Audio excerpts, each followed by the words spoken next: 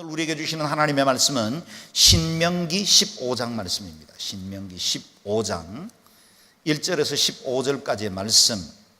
본문이 길지만 여러분의 성경을 찾으셔서 한 절씩 교독하여 받들어 읽도록 하겠습니다.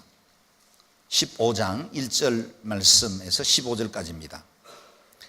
이는 하나님의 말씀입니다. 매 7년마다 너희는 빚을 탕감해 주어야 한다.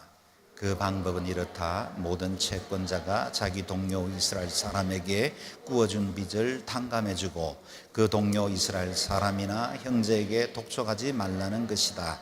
빚을 탕감해 주는 여호와의 때가 선포됐기 때문이다. 너희가 이방 사람에게는 빚 독촉을 할 수 있지만 너희 형제가 꾼 빚에 대해서는 탕감해 주어야 한다. 아무튼 너희 가운데에는 가난한 사람이 없어야 하는데 그것은 너희 하나님 여호와께서 너희에게 기업으로 차지하라고 주시는 그 땅에서 그분이 너희를 넉넉하게 복 주실 것이기 때문이다. 그러나 그것은 너희가 너희 하나님 여호와께 온전히 순종하고 내가 오늘 너희에게 주는 그 모든 명령을 삼가 잘 지키면 그렇게 될 것이다. 너희 하나님 여호와께서 약속하신 대로 너희에게 복을 주실 것이니 너희가 많은 민족들에게 빌려주고 꾸지 않을 것이다. 너희는 많은 민족들을 다스릴 것이고 너희 어느 누구도 너희를 다스리지 않을 것이다. 너희 하나님 여호와께서 너희에게 주시는 그 땅의 어느 한 성읍에서 너희 형제들 가운데 가난한 사람이 있다면 그 가난한 형제를 향해 마음이 인색해지거나 주먹을 움켜쥐는 일이 없도록 하라. 오히려 손을 벌려 그가 필요한 모든 것을 대가 없이 빌려주라. 삼가 느는 마음, 나쁜 마음을 갖지 말라. 궁핍한 형제에게 내 눈을 악하게 뜨고 7년째 해다 빚을 탕감할 때가 가까이 왔다 하고 내가 그에게 아무것도 주지 않으면 그가 너에 대해 여호와께 부르짖을 것이니 그것이 내게 죄가 될 것이다. 그에게 넉넉히 주되 내가 그에게 줄 때는 인색한 마음을 갖지 말라.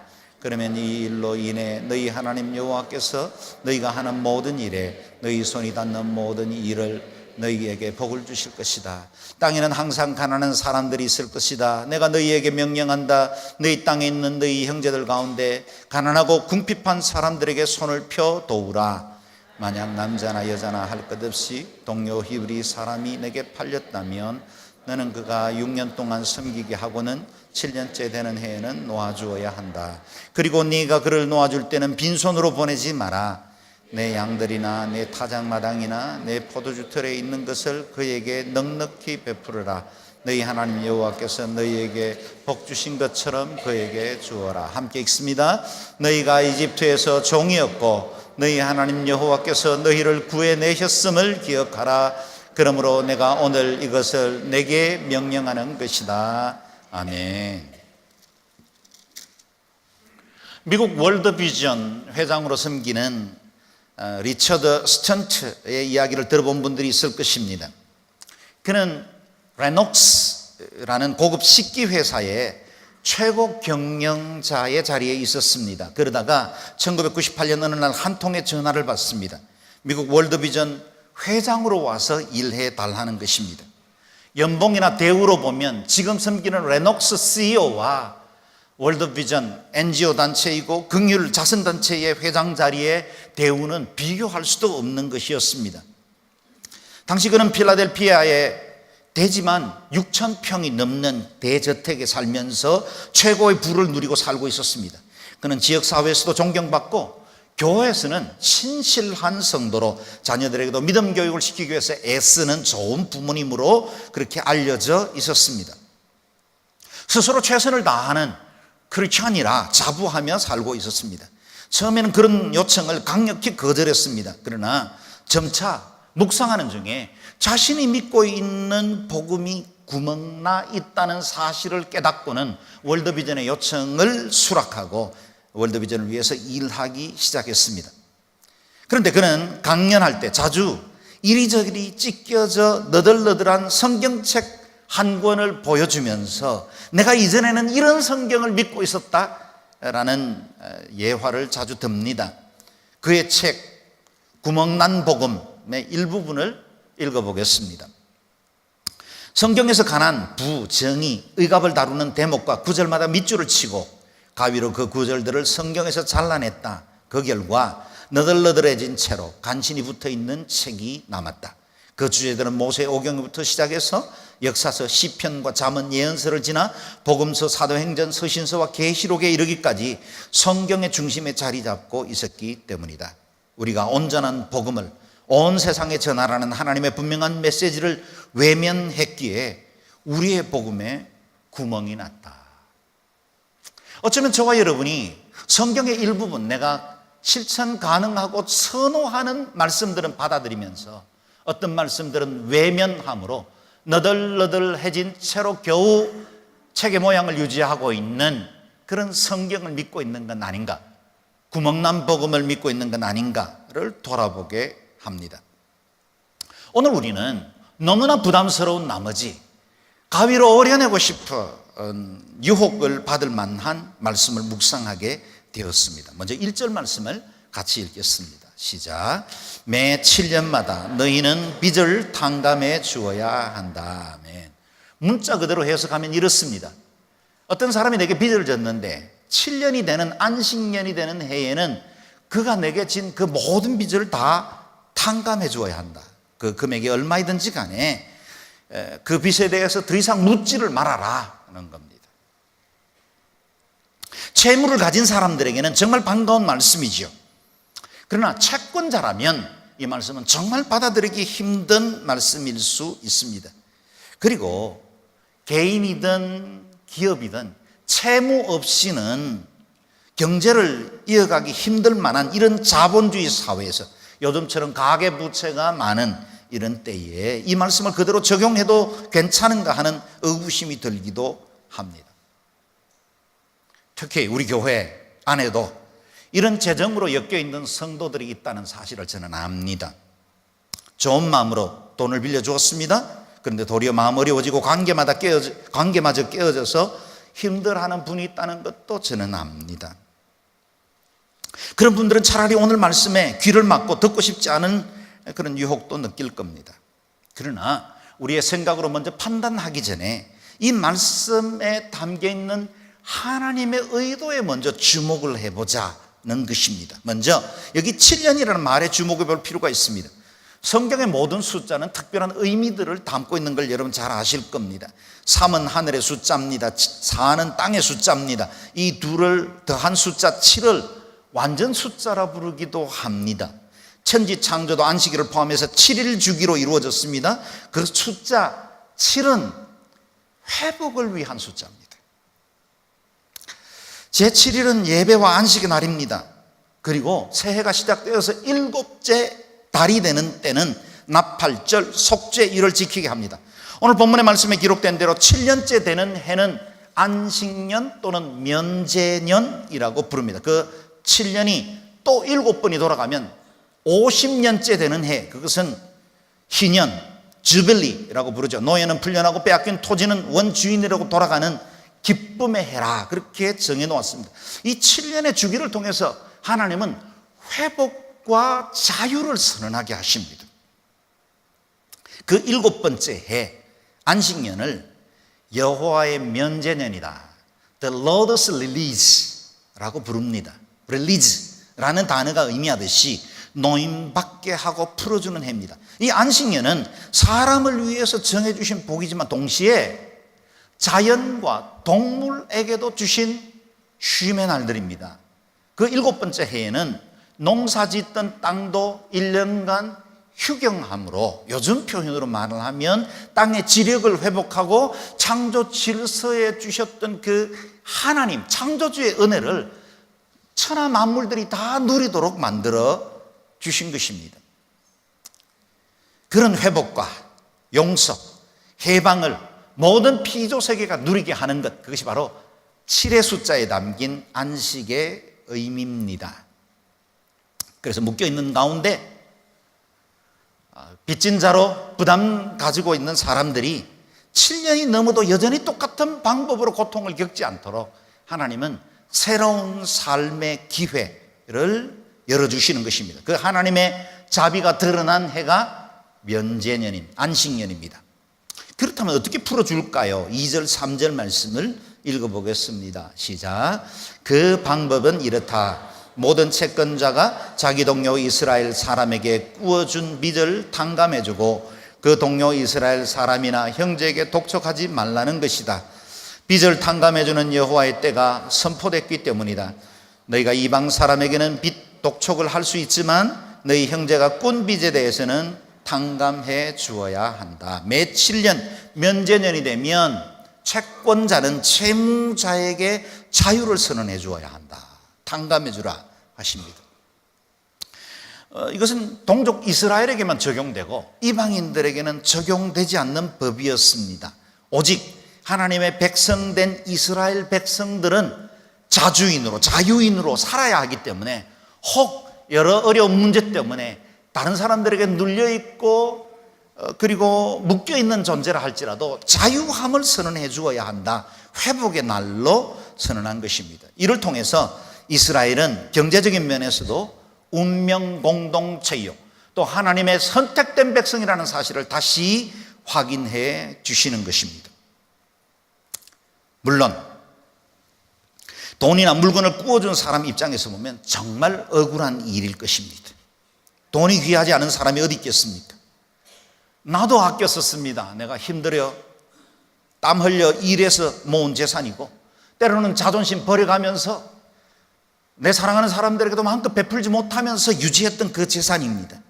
이 땀과 수고가 고스란히 담긴 것을 빌려주었는데 그 권리를 놓으라는 것은 분명 불합리해 보입니다. 더욱이나 나는 이렇게 아껴 쓰던 재정을 빌려줬는데 빌린 사람이 쓰는 그 용도가 정말 요긴한 것도 아니고 꼭 필요한 것도 아닌 채로 사치하며 사는 것처럼 보여진다면 정말 속이 뒤집어지는 것도 사실이죠. 그러나 당시 이 말씀이 주어진 환경을 이해할 필요가 있습니다. 광야에서 이스라엘 백성들은 430년 노예 생활을 했고 광야 40년 동안 아무것도 가지지 못한 존재였습니다. 내 것이라 주장할 수 있는 것이 없었던 그들에게 하나님께서 약속의 땅으로 인도해내시고 기업을 분배해 주셨습니다. 은혜로 받은 선물이라 그런 뜻입니다. 거저 받은 것이었습니다. 이렇게 기업이 모든 사람들에게 공평하게 분배되었는데도 불구하고 시간이 지나면서 재정관리의 능력, 그리고 또 개인의 부지런함이나 게으름, 이런 차이 때문에 생긴 빈부의 차이가 생겨나기도 하고, 때로는 건강의 문제나 자연재해로 인하여서 원치 않게 일어나는 빈부의 격차들이 생겨나게 된 것입니다. 그래서 생겨진 가난한 이들에게, 그 늪에 빠진 이들에게 하나님은 새로운 기회를 주시기를 원하시는 것입니다. 우리 하나님은 사랑이십니다. 자비와 은혜가 긍휼이 풍성하신 분이십니다. 누구든 하나님의 은혜에서 소외되어 가난을 대물림하거나 묶여있는 그 자리에서 영원토록 그 신세로 살도록 하는 것을 하나님은 원치 않으십니다. 새롭게 하시는 하나님, 다시 시작할 수 있도록 기회를 주시는 하나님이십니다. 그래서 안식년, 곧 면제년은 회복하시고 새롭게 하시는 하나님의 자비가 가장 밀도 있게 드러나는 해이다, 그렇게 볼 수 있습니다. 7년째 되는 해에 종들의 빚을 탕감해주고 노예 신분으로부터 해방시켜 하나님께서 주신 고유와 권리의 그 복을 회복하게 하신 것입니다. 빌려준 돈이 채권자에게도 귀하다는 사실을 몰라서가 아니라 그래도 어느 누군가 빌려야 할 만큼 사정이 더 어렵고 곤궁한 사람들, 동족을 하나님의 사랑으로 품으라는 말씀인 것입니다. 하늘나라의 원리, 하늘나라의 법입니다. 세상의 가치와 자본주의적 사고로는 도무지 이해할 수도 없고 적용할 수도 없는 말씀입니다. 이 땅의 모든 수고와 무거운 짐을 내려놓고 온전하게 회복될 자유의 날이 따로 있다는 것을 보여주시는 은혜의 법입니다.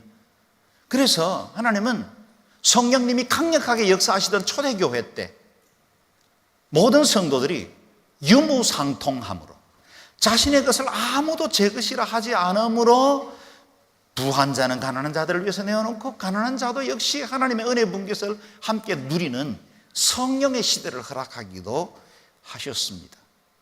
천국의 예표죠. 자신이 가진 것 귀하지만 다른 사람을 위해서 내어놓게 함으로 모든 사람들을 평균하여 사랑하시고 공평하신 그 하나님을 경험하게 하신 것입니다. 요즘 우리는 쏟아지는 대통령 후보자들의 선거 공약 속에 무엇이 진실인지, 진짜 실현 가능한 건지 혼란스러울 때가 많습니다. 우리가 추구하는 선진 복지국가, 굉장히 다양한 정책들을 내어놓고 있지만 그것들이 제대로 실현될 수 있으려면 결국은 성경적인 원리에 기반을 두어야 가능합니다. 가진 이들은 더 많이 내놓는 것입니다. 가난한 이들은 함께 그 시대의 소산을 누리게 하는 것입니다. 아무것도 내 것을 내 것이라 말하지 않고 청지기 의식을 가지고 자기가 관리하는 것들로 인하여 모든 공동체가 함께 살아가는 유토피아 같은 세상, 우리에게는 불가능해 보이고 너무나 이상적인 사회같이 보이는 그것들을 하나님은 적어도 신앙의 공동체인 하나님의 친백성된 우리들 안에서는 이루어지기를 원하시는 겁니다. 이어지는 16장에도 비슷한 명령이 있습니다. 13절, 14절 말씀 같이 읽어보겠습니다. 시작. 너희가 타작마당과 포도주 틀에서 난 것을 거둬들인 뒤 7일 동안 장막절을 지키라. 장막절을 기뻐하되 너와 내 아들 딸들과 내 남종들과 내 여종들과 내 성 안에 사는 레위 사람들과 이방 사람들과 과들과 과부들과 함께 기뻐하라. 아멘. 내가 뙤약볕 아래서 땀 흘리며 수고해서 얻은 소출이에요. 내 것이라 주장해도 아무도 정죄할 사람은 없습니다. 그것은 그의 성실한 수고에 대한 대가이기 때문에 그것에 대해서는 그가 누릴 자격이 있습니다. 그러나 성경적인 원리는 자신이 비록 수고해서 얻은 것이지만 모든 사람들 함께, 성 안에 있는 레위 사람들, 이방 사람들, 과와 과부들이 함께 기뻐하고 그 소산의 즐거움을 누리라 하십니다. 23장 19절 20절의 말씀에도 비슷한 말씀이 있습니다. 읽어보겠습니다. 내 형제에게 구워주고 이자를 받지 말라. 돈이든 양식이든 구워주는 어떠한 것에 이자도 받지 말라. 이방 사람에게는 이자를 물려도 되지만 내 형제에게는 구워주고 이자를 받지 말라. 그래야 내 하나님 여호와께서 내가 들어가 차지할 그 땅에서 내 손이 닿는 모든 일에 복 주실 것이다. 아멘. 언약 공동체는 단순히 믿음 안에서 이루는 신앙 공동체일 뿐 아니라 경제적으로도 운명을 함께하는 공동체가 되어야 한다는 겁니다. 물론 단순하게 이 말씀을 문자적으로 적용할 수 없는 환경이 많이 있다는 것 이해합니다. 혹 이것이 여러분에게 부담이 되지 않았으면 좋겠습니다. 자본은 또 다른 자본을 생산하는 이런 사회이기 때문에 자연스럽게 이 일들은 일어날 수 있습니다. 그러나 사실 저는 우리 교회 안에서 돈이나 이해관계로 얽힐 만한 거래는 하지 않기를 원합니다. 가능하면 동업하는 것도 신중하면 좋겠습니다. 처음에는 다 좋은 마음으로 합니다. 그런데 나중에 많은 경우 어려워지는 것을 봅니다. 서로 입장이 다르다 보니 오해도 생기고 자신의 몫에 대한 요구를 하다 보면 관계가 깨어지기도 합니다. 연대보증을 썼다가 어려워진 경우들도 여러 케이스를 보았습니다. 때로는 어느 한쪽이 교회를 떠나거나 심지어는 마음의 깊은 상처 때문에 아예 그리스도께로부터 떠나버린 경우들도 주변에서 보았습니다. 많든 적든 재물의 위력이 얼마나 대단한 것인지는 저와 여러분 부인하기는 힘듭니다. 심지어는 피를 나눈 형제들 관계도 무너뜨리는 것 우리가 주변에서 들어보지 않습니까? 만일 여러분이 거래를 하지 않을 수 없는 경우가 생긴다면 그냥 도와주는 마음으로 하면 좋겠습니다. 아무런 이익도 기대하지 않고 나누기로 결정하면 그 다음부터는 쉬워집니다. 이렇게 하나님께서 우리에게는 우리가 실천하기 힘들 만한 높은 도덕적 가치를 요구하는 이유가 있습니다. 4절에서 6절 말씀 읽겠습니다. 시작.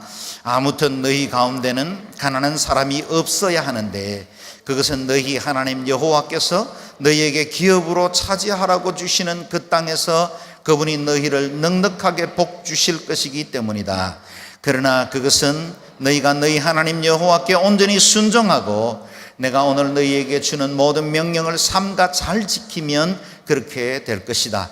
너희 하나님 여호와께서 약속하신 대로 너희에게 복 주실 것이니 너희가 많은 민족들에게 빌려주고 꾸지 않을 것이다. 너희는 많은 민족들을 다스릴 것이고 어느 누구도 너희를 다스리지 않을 것이다. 아멘.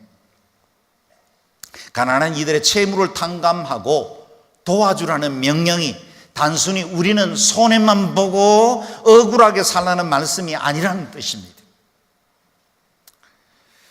다른 사람의 재산을 축낸 사람은 그냥 버젓하게 잘 살고 있고 사면을 받고 채권자는 손해만 떠안게 하는 것, 그것은 하나님의 공평하심에는 어울리지 않는 것입니다. 그래서 하나님은 이러한 면제년의 규례를 통해 다름 아닌 저와 여러분, 우리가 복받고 살기를 원하십니다. 우리가 베풀기는 다른 사람들에게 행한 것인데 복은 하늘로부터 임합니다. 이게 하늘의 경제의 원칙입니다. 우리는 더 수고하고 더 베풀고 더 손해봅니다. 사람들 관계에서 그러려고 결정하면 책임은 하나님이 지십니다. 하나님 복 주시고 하나님 채워주시고 하나님께서 그 손해보다 더 큰 것들로 갚아주시겠다 말씀하시는 것입니다. 다른 민족에게 빌려줄지언정 꾸지 않을 것이다. 부욕해 하시겠다는 뜻입니다. 다른 민족을 다스리는 위치를 갖게 될 것이다. 리더십의 자리에 세우겠다는 겁니다. 영화와 존귀로 관을 씌우시고 그 발을 사슴과 같이 높은 곳에 세우겠다는 약속입니다. 베푸는 사람, 그 사람이 언제나 더 풍성합니다. 양보하는 사람이 언제나 삶의 여유가 더 풍성합니다. 사기치고 다른 사람 어렵게 하는 사람요, 늘 긴장하고 늘 불안하고 늘 죄책감으로 살아갑니다. 그래도 만약에 내가 베풀 수 있고 다른 사람들에게 좀 손해볼 수 있다면 그래도 내게 주신 하나님의 은혜의 분깃이 크다는 사실을 기억할 수 있기를 바랍니다. 내가 만일 내 하나님 여호와의 말씀만 듣고 내가 오늘 내게 내리는 그 명령을 다 지켜 행하면 내 하나님 여호와께서 내게 기업으로 주신 땅에서 내가 어떻게 해요? 반드시 복을 받으리니 너희 중에 가난한 자가 없으리라. 네. 누가 하신 말씀입니까? 하나님이십니다. 그분은 누구십니까? 말씀으로 온 세상을 창조하신 분이세요. 근데 그분이 반드시 내가 너를 복되게 하겠다고 약속해 주신 것입니다. 하나님 말씀하셨다면 믿어도 좋습니다. 그분이 약속하셨다면 그냥 좀 손해보는 것 같고 억울한 것 같아도 눈찔끔 감고 실천해 볼 만합니다. 쉽지는 않겠지만 그냥 믿음으로 받아들이면 하나님 행하시는 놀라운 일들을 볼 수 있습니다. 저는 우리 교회에도 큰 손실을 보고서 눈 감아준 분이 있다는 걸 제가 압니다. 목사인 저도 알고 고마운 마음 갖고 귀히 여기는데 우리 하나님 그거 모르시겠습니까? 하나님께서 그 귀한 마음 받으실 줄로 믿습니다. 하나님께서 우리에게 거룩한 손해에 대해서는 반드시 갚아준다 약속하셨습니다. 이렇게 내게 채무를 가진 사람들의 빚을 탕감해 줄 뿐만 아니라 형제들 가운데 가난한 사람들에게도 긍휼을 베풀라 그렇게 말씀하십니다. 오늘은 부담스러운 말씀만 듣게 되는 주일입니다. 7절 말씀, 8절 말씀 같이 읽겠습니다. 시작.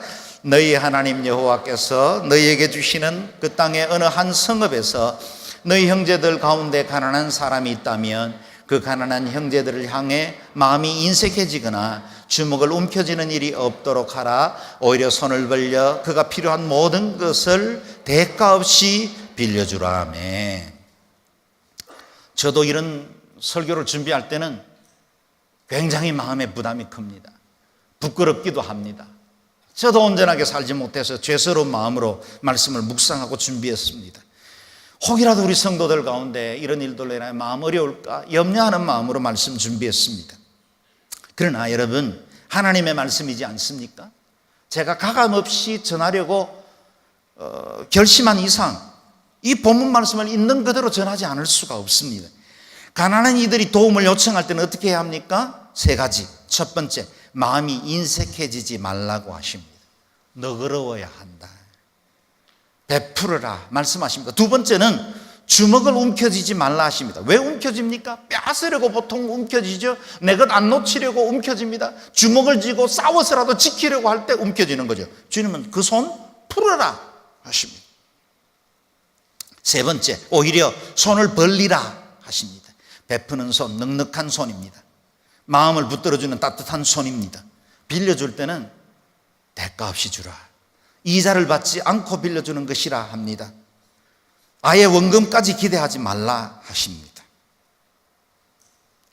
그런 마음이 공동체를 바로 세우고 하나님의 백성의 그 아름다움을 드러낸다 하십니다. 뿐만 아니라 그런 사람에 대해서 나쁜 마음을 갖지 말라 하십니다. 9절 10절 말씀 읽겠습니다. 시작. 삼가 너는 나쁜 마음을 갖지 말라. 궁핍한 형제에게 내 눈을 악하게 뜨고 7년째 해다 빚을 탕감할 해가 가까이 왔다 하고 내가 그에게 아무것도 주지 않으면 그가 너에 대해 여호와께 부르짖을 것이니 그것이 내게 죄가 될 것이다. 그에게 넉넉히 주되 내가 그에게 줄 때는 인색한 마음을 갖지 마라.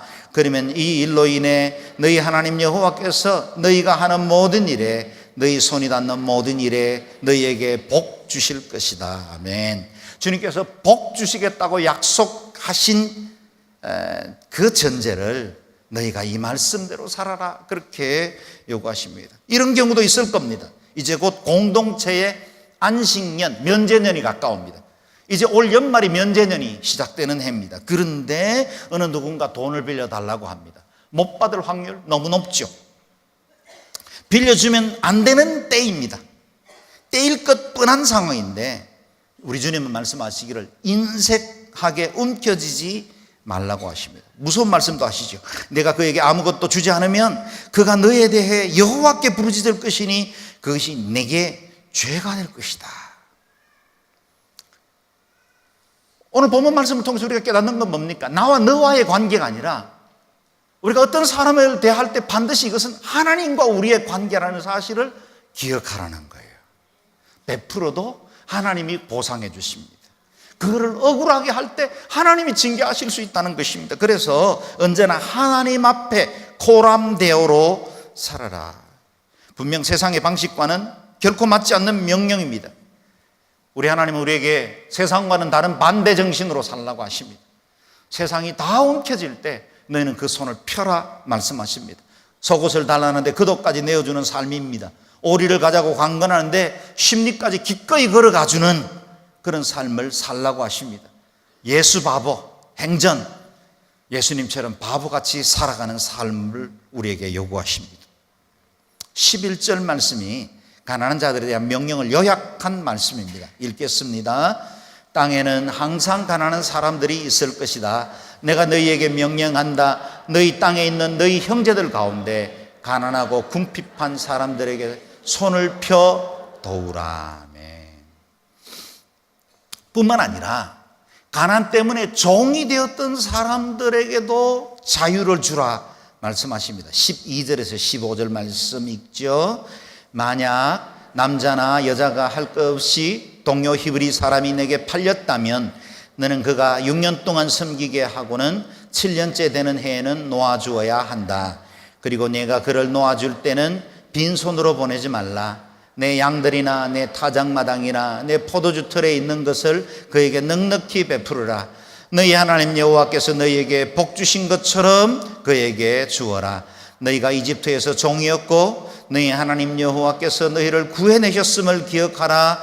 그러므로 내가 오늘 이것을 내게 명령하는 것이다. 아멘. 주님은 우리에게 이 같은 삶을 살라고 명령하십니다. 이러한 삶은 말씀을 전하는 제게나 설교를 듣는 여러분에게나 쉽지 않는 것 잘 압니다. 그러나 이런 고귀한 삶을 저와 여러분에게 요청하는 것은 한편 얼마나 감사한 일입니까? 하나님은 우리의 존재와 가치를 결코 세상의 수준 정도로 보지 않으십니다. 그래, 너희는 할 수 있어. 나의 자녀다운 삶이 바로 이런 것이야 라고 막 말씀하시는 그 음성이 들리는 것 같습니다. 우리는 하나님을 닮은 삶, 하나님께서 우리에게 베풀어 주신 그 은혜에 합당한 삶을 살라고 요구받았습니다. 예수 그리스도의 장성한 분량이 충만한 데까지 이르도록 세상적 기준이 아니라 하늘의 기준을 가지고 살라고, 이 땅이 이 세상의 모든 것이 아니라 영원한 천국의 보상이 기다리고 있다는 것을 믿고 사는 사람답게 살라고 요구하십니다. 이런 어려운 수준을 요구할 때는 하나님 우리를 가치 있게 여기시는 거예요.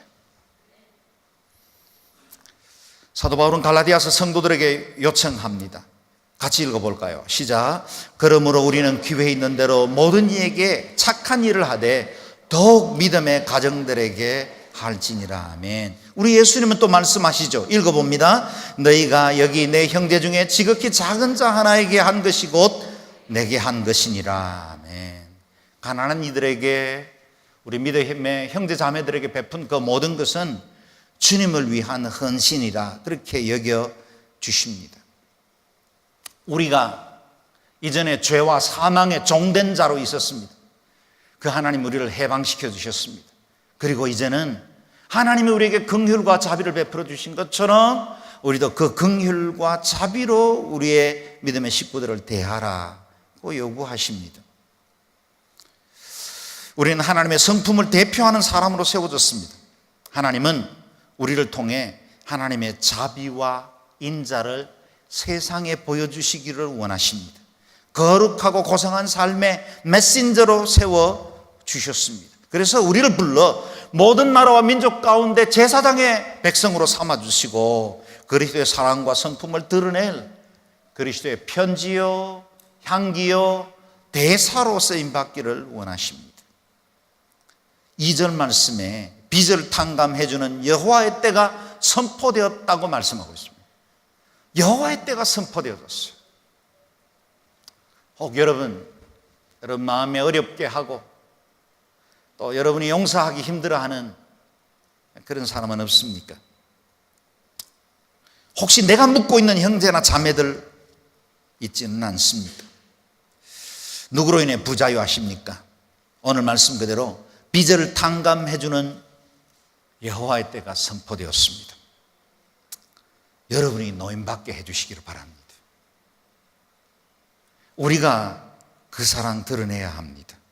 이 땅 지구촌 구석구석에도 수많은 사람들, 가난에 묶여있어 지금도 고통 중에 있는 사람들 노임받게 해야 합니다. 우리는 어제와 오늘 중국발 황사와 미세먼지로 인해서 호흡조차도 쉽지 않는, 편치 않는 주말을 보내고 있습니다. 그러나 오늘 우리는 본문 말씀을 통해서 하늘에서부터 내려오는 결코 세상으로 오염되지 않은 은혜의 공기를 마시게 되었습니다. 세상의 가치와 기준으로 결코 측량될 수 없는 하늘의 향기가 오늘 우리 예배 가운데 말씀의 선포를 통해서 흘러나오고 있습니다. 오늘 이 은혜 호흡할 수 있기를 바랍니다. 그래서 이 사랑으로 하늘 원리로 후히 주시고 꾸짖지 않는 하늘의 지혜로 살아가는 저와 여러분 되시기를 주의 이름으로 축원합니다. 아멘. 이 시간에 같이 기도할 때 먼저 우리 자신을 위해서 먼저 기도했으면 좋겠습니다. 혹 아직도 내 안에서 놓아주지 못한, 그래서 내게 노예가 돼 있고 또 그것이 나를 노예로 붙들고 있는 것은 없습니까? 좀 더 베풀어야 되는데 여전히 내 마음속에 인색한 삶, 어린 시절 성장 배경 자체가 너무 힘들고 어렵기 때문에 베푸는 것에 참 힘든 사람들도 없지 않을 겁니다. 오늘 주님 말씀 앞에 우리 자신을 비춰보고 우리의 마음을 주께 올려드렸으면 좋겠습니다. 쉽지 않습니다. 압니다. 그러나 하나님의 말씀에 조심스럽게 순종하겠다고 결단하는 귀한 시간 됐으면 좋겠습니다. 조용하게 우리가 함께 기도하며 나아가겠습니다.